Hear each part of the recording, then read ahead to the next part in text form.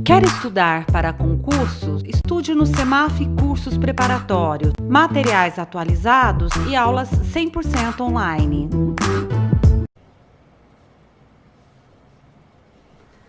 No livro Pedagogia do Oprimido, Paulo Freire traz à tona a questão da relação dialética entre opressores versus oprimidos e de como é necessário uma praxis que possa orientar uma ação visando a superação dessas contradições.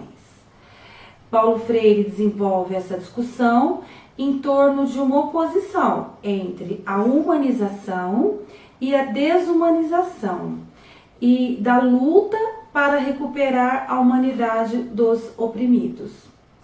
Essa luta, porém, só tem sentido quando os oprimidos, ao buscar recuperar sua humanidade, não se tornam também opressores dos opressores, mas sim restauradores da humanidade de ambos. O processo de liberdade deve ser visto e sentido por ambas as partes.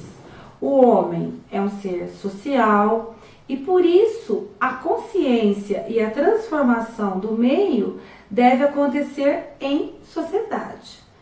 Mas como poderá o homem sair da opressão se os que nos ensinam são também aqueles que nos oprimem? No desenvolver deste livro, Paulo Freire procura conscientizar o docente do seu papel de problematizador da realidade do educando e de como a educação também tem um papel muito importante nesse processo de busca pela liberdade, pois ninguém liberta ninguém, ninguém se liberta sozinho, os homens só se libertam em comunhão. A ação política dos oprimidos tem que ser uma ação cultural para a liberdade. A libertação, segundo Paulo Freire, é um parto, e um parto doloroso. Porém, o homem que nasce desse parto é um homem novo. Não haveria oprimidos se não houvesse uma relação de violência que os conforma como violentados numa situação de opressão.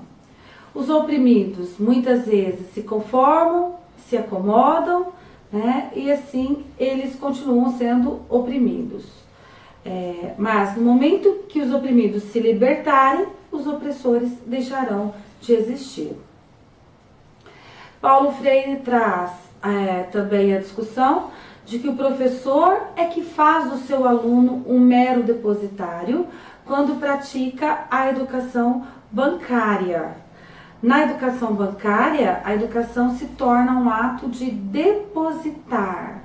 Os educandos são os depositários e o educador o depositante. A educação bancária, ela visa transformar a consciência do aluno num pensar mecânico, ou seja, ele sentir como se a realidade não tivesse nada a ver com ele, e assim ele continuaria oprimido. Já a educação que Paulo Freire propõe é a educação problematizadora, que vai gerar uma consciência de si mesmo e uma consciência de si inserido no mundo e na condição de intercâmbio entre educadores e educandos, com a intenção de que os educandos não se limitem a repetir mecanicamente aquilo que os educadores transmitem.